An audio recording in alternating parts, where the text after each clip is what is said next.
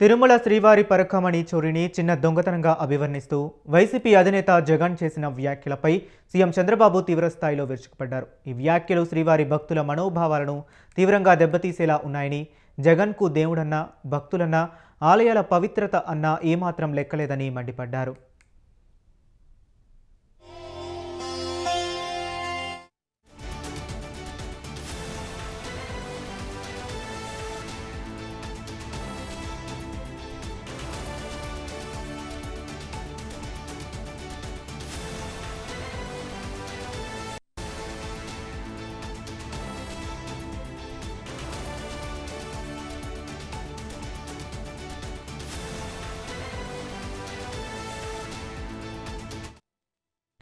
బాబాయి హత్యనే సెటిల్ చేసుకుందామని చూసిన వ్యక్తి ఇప్పుడు పవిత్ర పుణ్యక్షేత్రమైన తిరుమల పరకామణి చోరీని కూడా సెటిల్ చేయాలని చూడడం కంటే ఘోరం ఉంటుందా అని చంద్రబాబు ప్రశ్నించారు.